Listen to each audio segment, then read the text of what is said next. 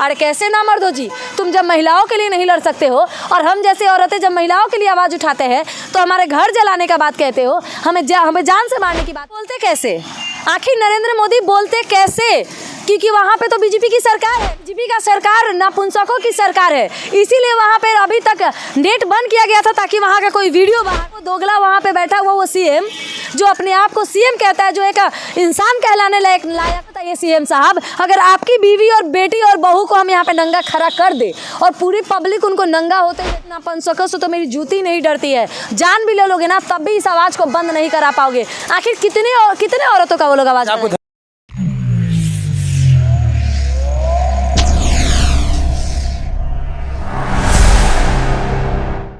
नमस्कार, मैं शंभू का, मेरे साथ अंजलि है। ये मणिपुर हिंसा को लेकर के, मणिपुर में जो दो महिलाओं के साथ जो निर्वस्त्र करके उनको जो दोहराया गया, उस पर ये जब बोली तो इसके पास धमकी के कॉल आने लगे।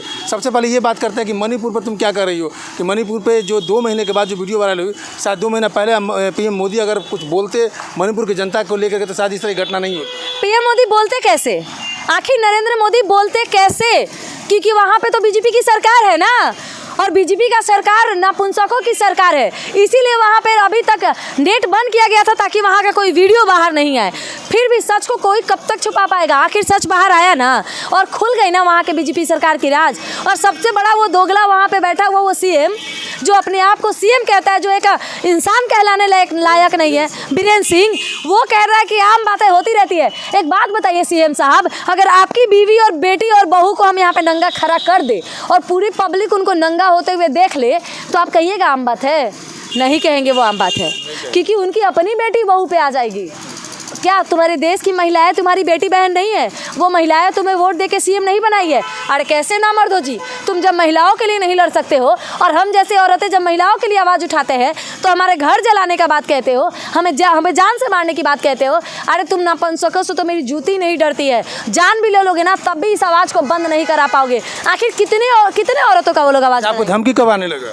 बिल्कुल, आज मुझे बहुत ज़्यादा कॉल आया। किस तरह की धमकी? जान से मारने की? हाँ बिल्कुल, कह रहे लोग कि तुम मोदी के खिलाफ क्यों बोल रही हो, तुम सुधरोगे कि नहीं सुधरोगी, तुम धीरेन्द्र शास्त्री के खिलाफ क्यों बोल रही हो, मोदी तुम्हारा क्या बिगाड़ा है, मोदी को गाली दोगी तो हम तुमको जान से मार देंगे, तुम्हारा घर जला देंगे। बार बार ऐसे बीजेपी के चमचों का कॉल आ रहा है। और मैं आपको सबूत दिखाना चाहूँगी, मैंने सुबह से 5 से 10 नंबर ब्लॉक किया हुआ है। 5 से 10 नंबर ब्लॉक किया हुआ है। और मैं दिखाना चाहूँगी आपको, देखिएगा व्हाट्सएप पे मुझे मैसेज आया था, उन लोगों ने मैसेज उधर से डिलीट कर दिया, हालांकि मैं रिकॉर्डिंग सेव नहीं कर पाई। मैं दिखाऊंगी आपको। जो 2014 में पीएम मोदी जब आए थे तो उन्हीं का नारा था पूरे भारत में बेटी पढ़ाओ, बेटी बचाओ नहीं, बेटी पटाओ का नारा दिए हैं। सुने नहीं है? बेटी बचाओ बेटी पटाओ। और उससे भी मोदी हारते हैं ना तो बेटियों का इस्तेमाल करके जीतने का काम करते हैं नरेंद्र मोदी। कैसे नहीं? क्योंकि हर बार नरेंद्र मोदी के शासनकाल में हम महिलाओं के साथ गलत होता है, तभी तो बृजभूषण शरण सिंह ने उन महिला पहलवानों का रेप किया, उनके साथ दुष्कर्म किया, फिर भी वो आज़ाद घूम रहा है क्योंकि वो बीजेपी का सांसद है। ऐसे नामर्द लोग बीजेपी में भरे पड़े हैं। आधा से ज़्यादा नाबालिग लड़कियों का रेप करने वाले में भी अगर नेताओं में गिनती करें तो सबसे ज़्यादा बीजेपी के नेता लोग रेपिस्ट भरे पड़े हैं।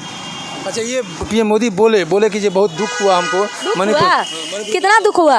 आप 38 सेकंड का बात ही, आप 8 मिनट के बयान में 38 सेकंड बयान देते हैं और उसमें मात्र 38 सेकंड में आप पहले 2 राज्यों का जिक्र करते हैं, बाद में जहाँ पर उनकी सरकार नहीं है, फिर आप मणिपुर का जिक्र करते हो। अरे नरेंद्र मोदी, तुम अगर प्रधानमंत्री की कुर्सी पे नहीं बैठे होते ना तो आज तुमको महिलाएं चप्पल से मार रही होती, पर तुम्हारा सम्मान सिर्फ इसलिए किया जा रहा है क्योंकि तुम अभी प्रधानमंत्री के कुर्सी पे बैठे हुए हो। और हम लोग ये मत सोचना कि नरेंद्र मोदी की इज्जत करते हैं, हम लोग उस प्रधानमंत्री के पद की इज्जत करते हैं, ना कि नरेंद्र मोदी की। पापा, तुम इतना खुलेआम उनका विरोध कर रही हो तो तुमको डर नहीं लग रहा है? क्योंकि अरे काहे का डर? देख नहीं रहे धमकी? आपको धमकी हम दिखाना चाहिए। देखिए ब्लॉक किए हुए हम नंबर, ये आके देखिए, ये किसी का फ़ोटो है, ये नंबर है, आपको देख रहा जितेंद्र 039। ये देखिए, ये रिकॉर्डिंग ये लोग डिलीट किया, हमको रिकॉर्डिंग भेज के कुछ बोल रहा था लोग। हाँ, उधर से डिलीट किया गया है। और ये देखिए नंबर है, मैं पूरा आपको नंबर दिखाना चाहूँगी। इस नंबर से मुझे जान से मारने की धमकी आ रही है। इनको जान से मारने की धमकी मिल रही है। ये स्वतंत्र भारत है, स्वतंत्र भारत में किसी भी कुछ किसी को भी बोलने का अधिकार है। अगर ये महिला है, ये लड़की है, और ये मणिपुर घटना में जो मैंने वीडियो देखा, जब मैं खुद वीडियो देखा उस समय से मैं खुद इतना वो वीडियो देखने के बाद इतना दुखी हो गया। इतना गुस्सा आ रहा है कि मन कर रहा है कि वहाँ पे जो वर्दी में नामर्द बैठे पड़े हैं, पुलिस वाला वहाँ पे खड़ा है, फिर भी महिलाएं नंगी घूम रही है, उन पुलिस वालों को नंगा करके उनको आग लगा देनी चाहिए। बीच चौराहा पे खड़ा करके उस सीएम को बीच चौराहे पे नंगा कर देना चाहिए। इस पर यहाँ पर बीजेपी, यहाँ के बिहार के जो बीजेपी हैं, ये लोग भी ढूल-मूल नीति अपना सही से जवाब नहीं दे रहे हैं। क्यों जवाब देगा? उन नामर्दों को तो अपना 2024 का चुनाव का पड़ा हुआ है। अरे सालों पहले उन जाके उन न्याय दिलाओ उन महिलाओं को। थोड़ी सी भी अगर शर्म बची है ना नरेंद्र मोदी में, तो जाके उन वर्दी वाले नामर्दों को सजा दे। वहाँ के सीएम को वहाँ से इस्तीफा दिलवाए।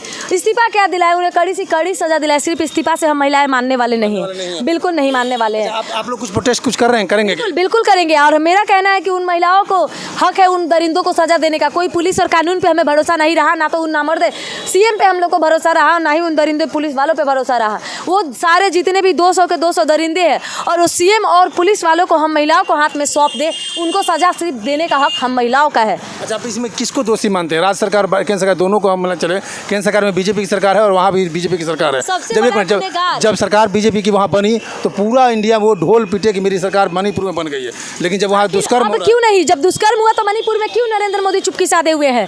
आखिर क्यों मोदी के कंठ में जुबान नहीं है अभी? क्यों? हम बार बार पूछ रहे हैं। सबसे बड़ा गुनहगार केंद्र में बैठा वो सरकार, वो नरेंद्र मोदी है। मैं बार बार नाम लेके कह रही हूँ, क्योंकि मैं प्रधानमंत्री के पद का गरिमा नहीं गिरा सकती, उनके पद का मैं अपमान नहीं कर रही हूँ, पर इस नरेंद्र मोदी जो इंसान है, मैं उसको कहीं का छोड़ूंगी नहीं। और मुझे एक भी धमकी दे लो, तुम लोग मेरी जान भी क्यों ना ले लो, फिर भी तुम लोग मेरी आवाज़ नहीं दबा सकते हो। मैं मरूंगी, पर मेरे जैसे हज़ारों महिला मेरे लिए खड़े होकर आवाज़ उठाएंगी, तुम लोग चुप नहीं करा सकते हो। जिस तरह से आप आहत हैं मणिपुर के लेकर के, क्या आप मणिपुर जाने का प्लान कर सकते हैं? हम बिल्कुल, मैं बहुत जल्द कोशिश करूँगी कि जाऊँ। मैं यहाँ पे अकेले रहती हूँ तो थोड़ा मुझे समस्या है, पर मैं कोशिश करूँगी कि मैं किसी भी हाल में वहाँ जाऊँ और उन महिलाओं से मिलूँ। अच्छा, जिस तरह से आपको धमकी मिला, आप प्रोटेक्शन चाहेंगे क्या?